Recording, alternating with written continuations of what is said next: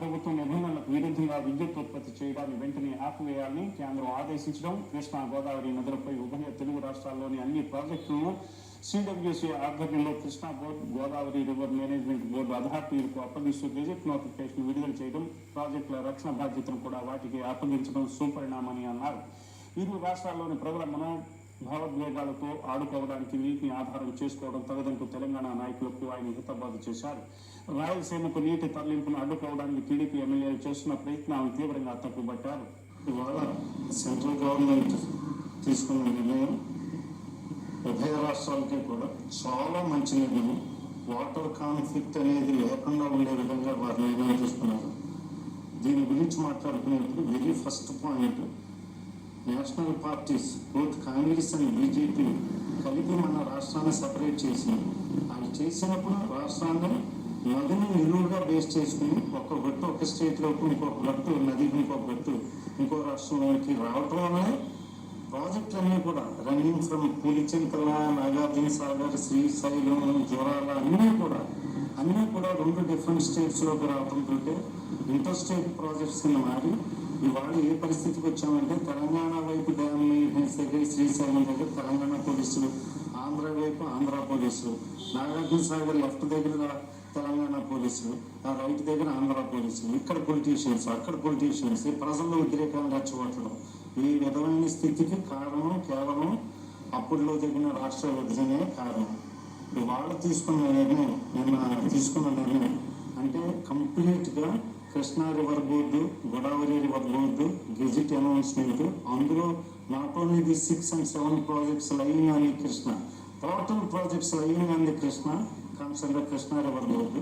Total projects గోదావరిలో ఉన్నాయని కూడా గోదావరి రివర్ బోర్డు డెసిషన్ తీసుకుని మరీ ప్రత్యేకంగా గత 10 రోజుల నుంచి తెలంగాణ వైపు ఇటు హైడల్ పవర్ కోసం అని చెప్పి ఈవెన్ 800 అడుగుల పైన ఉన్నా సరే ఆ నీటిని హైడల్ పవర్ మేము ఉపయోగించుకుంటామని చెప్పి వేస్ట్గా సముద్రంలోకి నీళ్లు పంపించేయడం అనేది బేసిక్ మిస్టేక్. అది మన ప్రభుత్వం ప్రత్యేకంగా మనం ముఖ్యమంత్రి గారిని అభినందించాలి. ఇమీడియట్గా యాక్షన్లోకి వచ్చి ఆయన ప్రధానమంత్రి గారికి లేఖ రాయటం, సుప్రీంకోర్టుకు వెళ్ళటం, సత్వరమే ఇమీడియట్ డెసిషన్ ఎక్కడ జరగదు. ఇటువంటి నిజంగా కోర్టులో ఎలాగో పరిష్కారాలు దొరకవు. ఎటువంటి నీటి యుద్ధాలకి నీటి జరాలకు పరిష్కారాలు ఉండవు. అటువంటిది prime minister of India and ఎవరైతే దీనికి కన్సర్న్ డిపార్ట్మెంట్స్ ఉన్నాయో ఇమీడియట్గా యాక్షన్లోకి వచ్చి వాళ్ళకి గెజిట్ పబ్లికేషన్తో పాటు ముందు ఇమీడియట్గా స్టాప్ చేయండి హైడల్ పవర్ అన్నారు. ఎప్పుడైతే హైడల్ పవర్ ఆగిందో ఆటోమేటిక్గా rising up of the water in all the interstate projects జరిగితే ఆటోమేటిక్గా వాటర్ మేనేజ్మెంట్ ఓన్లీ ఎక్స్క్లూజివ్గా రైతులండి. మనం ఒక సివిల్ స్టేట్ ఇది. ఆంధ్రప్రదేశ్ అంటే వ్యవసాయ ఆధారిత స్టేట్, మిగతా స్టేట్ లేదు. మిగతా అన్ని రకాల స్టేట్లు అవ్వచ్చు. మనకి ఇండస్ట్రియల్ డెవలప్మెంట్కి పెద్దగా ఎక్సలెంట్గా మినరల్ రిసోర్సెస్ డెవలప్మెంట్ కాదు. ఇవాళ కూడా 70% ఆఫ్ ద పాపులేషన్ వ్యవసాయం చేసి అంచేత ముందు నీళ్ళ ప్రాధాన్యత ఇప్పుడు వ్యవసాయం పొందాలి. ఆ కాన్సెప్ట్ తోటి ఆ డిసిషన్ తీసుకోవడం అనేది ఫస్ట్ ఇమీడియట్గా కాన్ఫ్లిక్ట్ అయిపోయింది దాంతో. సో చాలా మంచిది. తర్వాత ఈ మధ్య కాలంలో ఇంటర్ బేసిన్ ట్రాన్స్ఫర్ గురించి ఒకరు మాట్లాడుతున్నారు. ఏదో పెన్నీరు వరకు నీళ్ళు తీసుకెళ్తున్నారు. వీళ్ళు పెన్నీరు రివర్ బేసిన్కి పర్మిషన్ ఎక్కడ ఉండదు. అది చెప్పుకోవడానికి కూడా సిగ్గు. గోదావరి నుంచి కృష్ణాకి పోలవరం ద్వారా ఇంటర్ బేసిన్ ట్రాన్స్ఫర్ కదా. ఈ కృష్ణాలో పని 80 TMCలోనూ 35 TMCలు పై రాష్ట్రాలకు మనం ఇవ్వట్లేదు. పై రాష్ట్రాలు అంటే సేమ్ బేసిన్ అనే దాని అర్థం అన్ని ప్రాంతాలకే చెల్లుతుంది. మాది ఒకటే స్టేట్, రాయలసీమ ప్రాంతం. ఈవెన్ తెలంగాణ మహబూబ్నగర్ నదిగొండ మీద కూడా వర్షపాతం తక్కువ. ఈ మా అనంతపురం, కడప, అనంతపురం జిల్లాలు, మరి రాయలసీమ ప్రాంతాలు అక్కడ ఒకే స్టేట్ అయింది. ఒకే నీటి యాజమాన్యంతో గోదావరి నీళ్ళని కృష్ణాలో ట్రాన్స్ఫర్ చేయడం వల్ల శ్రీశైలం దగ్గర ఆ నీళ్ళని తోడుకుని పెన్నేరు రివర్ వరకు, పెన్నేరు అంటే మనం ఆల్మోస్ట్ నెల్లూరు వరకు కూడా మనం నీళ్లు స్టెబిలైజ్ చేయవలసిన బాధ్యత ఒక ముఖ్యమంత్రికి ఉండదా? దాన్ని కనీసం మనం కన్సాలిడేట్ చేసి మాట్లాడటానికి కూడా ఎవరు టెక్నికల్ వాళ్ళు ముందుకు రావటం. తర్వాత ఇంకొక విషయం, రెండో విషయం, అసలు వచ్చే నీళ్ళన్నీ కృష్ణకు తుంగభద్ర నుంచి అండి 70%. ఆల్మట్టి దాటి అసలు నీళ్లు రావట్లేదండి. 10 సంవత్సరాలు, 4 సంవత్సరాలు, 3 సంవత్సరాలు వస్తున్నాయి. అటువంటిది అసలు తెలంగాణ నుంచి ఒక మేజర్ రివరే లేదు కృష్ణా రివర్కి ట్రిబ్యూటరీ. ఆ తెలంగాణ రీజియన్ అది కూడా డ్రై సెమీ డెజర్ట్ రీజియన్. ఆ మహబూబ్ నగర్ మీరు శాటిలైట్ మీద చూస్తే క్లియర్గా తెలుస్తాయి సెమీ డెజర్ట్. అసలు నీళ్ళు పడిన ప్రాంతం నుంచి క్యాచ్మెంట్ ఎక్కువ ఉందంటే క్యాచ్మెంట్ బేసిస్ తోటి వాటర్ అలొకేషన్ అన్నారు. క్యాచ్మెంట్ పెద్దది, అదేమో డెజర్ట్ రీజియన్. మరి ఎట్లా దాని నుంచి వచ్చేటువంటి నీళ్లు లెక్కేరా, నీళ్ళు ఎత్తుమే పడిన నీళ్ళు ఎన్నికొనిపోయి చూసి అలా షేర్ అవ్వాలి.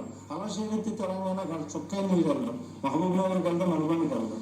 అయినా ఇదేంటండి వాటర్లో వదిలేయటం వల్ల మీకు నాగార్జున సాగర్ మీద రైట్ కెనాల్ లెఫ్ట్ కెనాల్ ఉన్నాయి కదండి, రెండాటికి బైక్ రేవటీ కదా, పులిచంత దగ్గర రైట్ అండ్ లెఫ్ట్ ఉన్నాయి, రెండాటికి బైక్ రేవటీ కదా. అక్కడ నల్గొండ జిల్లా రైతులు మీకు అవసరం లేదా, వాటర్ మీద వేస్తారా అంటే ఏంటి? వాటర్ డిస్ప్యూట్ తోటి మీ ఇది బాగా మీ లీడర్షిప్ పెంచుకోవడం కోసం వాటరే కనిపించిందా, నేచురల్ రిసోర్సెస్ కనిపించింది? అది ఉన్నదాంతో యాంగ్జైటీతో నేను ప్రజలు అర్థమవడం కోసం as a professor, as a teacher టెక్నాలజీని ఎక్స్ప్లెయిన్ చేస్తున్నాను.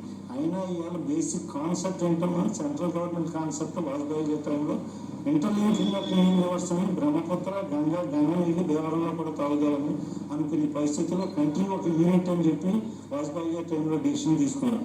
ఆ డెసిషన్ ఎగ్నెస్ట్గా మా నీళ్ళు పెళ్ళి నీళ్ళు లేని వాడికి నీళ్ళు ఇస్తానంటే దానికి ఎగ్నెస్ట్గా కొన్ని పార్టీల నుంచి మాట్లాడుతున్నారంటే చాలా సిగ్గుచేయని విషయం. ఇవాళ జరిగిన గెజెట్ పబ్లికేషన్ కానీ ఇవాళ తీసుకున్న ఇవాళ హైడల్ పవర్ ఉపయోగించకూడదు అంటే మనుషులకే కాదు నీళ్ళు, మనుషులతో పాటు నేలకు కూడా నీళ్లు కావాలి, నేల కూడా నీళ్లు కావాలి. అందువల్ల రాయలసీమ ప్రాంతానికి నీళ్లు పాలించాలి, అలాగే మన ఉత్తరాంధ్ర ప్రాంతానికి నీళ్లు పాలించాలి. ఆ నీళ్లు పాలించడానికి ఒక్కటే రివర్ ఉంది, గోదావరి రివర్. ఆ నీటిని మొత్తం రాయలసీమకి, గోదావరికి, ఉత్తరాంధ్ర రివర్ ఇటు శ్రీశైలం నుంచి రాయలసీమ లిఫ్ట్ ఇరిగేషన్స్కి వెళ్తే రాయలసీమ ప్రాంతం అంతటికి నీళ్ళు ఇవ్వటం అనేది చాలా మంచి విషయంగా నా వైపు నుంచి నేను అందరికీ అర్థమవటం కోసం చెప్పిన explanation. Agri gold customers and agents